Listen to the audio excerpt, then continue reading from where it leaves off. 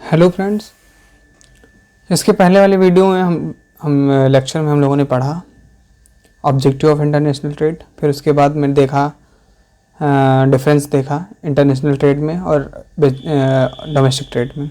तो आज हमारा टॉपिक है modes of entry into international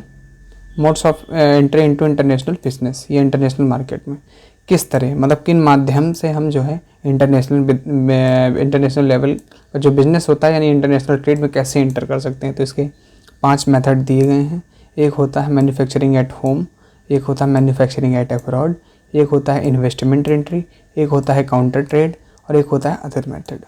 तो मैन्युफैक्चरिंग एट होम के बारे में थोड़ा डिटेल में आज हल्का हम पढ़ेंगे। उसके बाद अगर देखें हम मैन्युफैक्चरिंग अब्रॉड क्या होता है। मैन्युफैक्चरिंग अब्रॉड का मतलब ये होता है कि हम अपने गुड्स को या अपना प्रोडक्शन या अपना मैन्युफैक्चरिंग यूनिट अपने देश में ना लगाकर फॉरेन कंट्री में ही लगाएं और वहीं जो है वहीं से अपना प्रोडक्ट जो है सेल करें या वहीं से अपना प्रोडक्ट जो है सेल करें। तो इसको मैन्युफैक्चरिंग अब्रॉड कहते हैं। इन्वेस्टमेंट एंट्री क्या होती है। इन्वेस्टमेंट एंट्री का मतलब होता है कि हम किसी दूसरी फर्म में जो है इन्वेस्ट कर दें या कोई अपना जो है बिजनेस ही जाकर वहाँ सेटअप कर दें। तो ये होता है इन्वेस्टमेंट एंट्री। काउंटर ट्रेड क्या होता है। काउंटर ट्रेड भी एक तरह का ट्रेड होता है। इसके बारे में डिटेल में पढ़ेंगे अगली वीडियो में। फिर अदर मेथड्स में क्या पढ़ते हैं। अदर मेथड्स में 3 मेथड दिए गए। Third country location, informal cooperation, consortia. तो आज थोड़ा डिटेल में मैन्युफैक्चरिंग एट होम के बारे में पढ़ेंगे। तो आइए हम थोड़ा डिटेल में मैन्युफैक्चरिंग एट होम के बारे में पढ़ते हैं। तो अगर देखें मैन्युफैक्चरिंग एट होम में, तो here the firm enter the international market by manufacturing at home country and then shipping and selling in foreign countries. Manufacturing at home का मतलब क्या होता है। इसका सीधा मतलब यही है कि हम जो है अपना प्रोडक्ट अपने ही होम कंट्री में प्रोड्यूस करें। जैसे कंपनी ए है, ये कंपनी ए है जो कि इंडिया की कंपनी है। ये अपना प्रोडक्ट जो है, जो कि इंडिया कंपनी है, ये अपना प्रोडक्ट अपने यहाँ ही बनाती है। उसके बाद जो है जाकर फॉरेन मार्केट में बेचती है। फॉरेन मार्केट यानी बी को बेचती है या बी कंपनी को बेचती है फॉरेन मार्केट में जाकर। तो मतलब अपने यहाँ ही प्रोड्यूस कर एक्सपोर्ट करती है। इसको हम कहेंगे मैन्युफैक्चरिंग एट होम। इसका पहला मेथड अगर देखें तो एक्सपोर्ट, अपने यहाँ प्रोड्यूस करके फॉरेन मार्केट में कैसे एंटर करती है, एक्सपोर्टिंग के माध्यम से एंटर करती है। एक्सपोर्टिंग क्या होती है। Exporting deals with physical movement of goods and services from one place to another place through a port following the rules of both the countries of origin and the country of destination. Exporting क्या होती है। Exporting का मतलब होता है physical movement, goods और services का physical movement एक प्लेस से किसी दूसरे प्लेस पर जाना, यानी एक देश से किसी दूसरे देश में जाना, वहाँ के रूल्स और रेगुलेशन को फॉलो करते हुए, इसी को एक्सपोर्टिंग कहेंगे। एक्सपोर्टिंग हम जो है एक्सपोर्ट हम अपना प्रोडक्ट 2 तरीक़ों से कर सकते हैं। एक होता है इनडायरेक्ट मेथड, एक होता है डायरेक्ट मेथड। इनडायरेक्ट मेथड में अगर देखें तो इनडायरेक्ट मेथड में जैसे कंपनी ए है, ये अपना प्रोडक्ट जो है एक्सपोर्ट करती है कंट्री बी को, कंपनी बी को जो सेकेंड कंट्री में है, यानी ये इंडिया कंपनी है, ये यूएसए कंपनी है। ये अपना प्रोडक्ट जो है कंपनी बी को सेल करती है। तो ये अपना प्रोडक्ट डायरेक्टली ना सेल करके ये अपना प्रोडक्ट किसी सी के सहारे बी तक पहुंचाए, उसी को हम कहेंगे इनडायरेक्ट एक्सपोर्टिंग। और अगर डायरेक्ट पहुंचाती है तो इसको हम डायरेक्ट एक्सपोर्टिंग कहेंगे। फिर उसके बाद हम पढ़ते हैं कॉम्प्लीमेंट्री एक्सपोर्टिंग। कॉम्प्लीमेंट्री एक्सपोर्टिंग क्या होती है।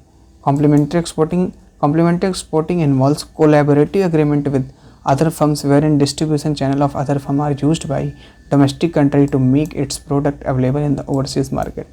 Complementary exporting में क्या होता है, कंट्री जो जैसे मान लो ये कंट्री 1 है, ये कंट्री 2 है, ये अपना प्रोडक्ट क्या करती है, कंट्री ए जो है अपना प्रोडक्ट बनाती है और कंट्री 2 को जो है सेल करती है। और कंट्री 1 की जो है कंपनी ए है, ये अपना प्रोडक्ट बनाती है, कंट्री 2 की कंपनी बी को सेल करती है। कैसे सेल करती है, ये सेल करती है अपना प्रोडक्ट जो है कंपनी बी को, इसका जो है चैनल ऑफ डिस्ट्रीब्यूशन यूज़ करती है। किस लिए सेल करती है कि इसका चैनल ऑफ डिस्ट्रीब्यूशन यूज़ कर सके, ताकि ये इसके माध्यम से हम जो है अपना गुड्स मार्केट तक पहुंचा सकें या लोगों तक पहुंचा सकें, कंज्यूमर तक पहुंचा सकें। इसके अगर किसी के माध्यम से जाएंगे, इसी को कॉम्प्लीमेंट्री एक्सपोर्टिंग कहेंगे। और लमसम जो इनडायरेक्ट एक्सपोर्टिंग और कॉम्प्लीमेंट्री एक्सपोर्टिंग लमसम थोड़ा बहुत अगर देखें तो सेम होती हैं। फिर उसके बाद अगर देखें कोऑपरेटिव एक्सपोर्टिंग, कोऑपरेटिव एक्सपोर्टिंग क्या होती है? Firm involve in collaborative agreement with other firms to produce product to export. Cooperative export का मतलब होता है कि फर्म, कई सारी फर्म्स जो छोटी छोटी फर्म्स हैं और वो अपना जो है इकोनॉमिक्स ऑफ स्केल नहीं अचीव कर पा रहे हैं, साथ में प्रोडक्शन कर अपना प्रोडक्ट जो है एक साथ जो है प्रोड्यूस कर, तीनों अपना प्रोडक्शन करती हैं, उसके बाद तीनों एक साथ मिलकर एक्सपोर्ट करती हैं फॉरेन कस्टमर को। इसी को हम कहेंगे एक कोऑपरेटिव एक्सपोर्ट, कोऑपरेटिव एक्सपोर्टिंग। फिर आता है intra corporate export, intra corporate transfer. Intra corporate transfer क्या होता है, इसके बारे में भी हम पढ़ेंगे। इंट्रा कॉर्पोरेट ट्रांसफ़र का मतलब है it is a process of exporting wherein one firm sell its goods to its affiliated firm in another country and then those goods are sold in the foreign country। इसमें क्या होता है, इसमें जो है ये एक तरीके का एक्सपोर्ट, ये भी एक एक्सपोर्टिंग है। इसमें क्या होता है, कोई एक फर्म जो है अपना गुड्स जो है सेल कर देती है किसी एफिलिएटेड फर्म को। उसी की एक एफिलिएटेड फर्म है, वो जो है अपना गुड्स सेल कर देती है जो कि दूसरी कंट्री में है। उसी की फर्म है, वो एक एफिलिएटेड फर्म है, उसी को सेल कर देती है और वो जो है जो एफिलिएटेड फर्म है वो जो है कस्टमर तक पहुंचाती है या कंज्यूमर तक पहुंचाती है। तो यहाँ एग्जांपल दिया गया है कंपनी ए, कंपनी बी। ये कंपनी बी एक एफिलिएटेड फर्म है, कंट्री 1 की कंपनी ए है, ये अपना गुड्स कंट्री 2 की कंपनी बी को सेल करती है और कंपनी बी क्या करती है, इनसे प्रोडक्ट लेकर ये सेल करती है कस्टमर्स को, जो फॉरेन के कस्टमर हैं। इसी को हम कहेंगे इंट्रा कॉर्पोरेट ट्रांसफ़र। फिर उसके बाद आता है ऑफशोर सर्विसेज। ऑफशोर सर्विसेज क्या होती हैं? ऑफशोर सर्विसेज का अगर हम देखें, ये एक तरह से आउटसोर्सिंग ही होता है, लेकिन आउटसोर्सिंग मतलब आउटसोर्सिंग ऑफशोर्स कहीं ना कहीं एक ही चीज़ है, लेकिन इसमें देखेंगे offshore services can be provide with the help of information and telecommunication technology wherein a company in one country can provide services to clients in foreign country. Offshore services जो है ये इंफॉर्मेशन वगैरह provide करती है, telecommunication technology, wherein company in एक country से किसी दूसरे कंट्री के क्लाइंट्स को जो है सर्विसेज प्रोवाइड करती है। इसी को ऑफशोर सर्विसेज कहते हैं। ये एक तरह से आउटसोर्सिंग के तरह ही होता है। इसमें किसी को वर्क आउटसोर्स ना करके खुद जाकर जो है सर्विस प्रोवाइड करना, यही ऑफशोर सर्विसेज कहलाता है। ठीक है, थैंक यू क्लास। इसके बाद हम नेक्स्ट लेक्चर में पढ़ेंगे मैन्युफैक्चरिंग एट अब्रॉड के बारे में जानेंगे, इसके बारे में डिटेल में पढ़ेंगे। Thank you class.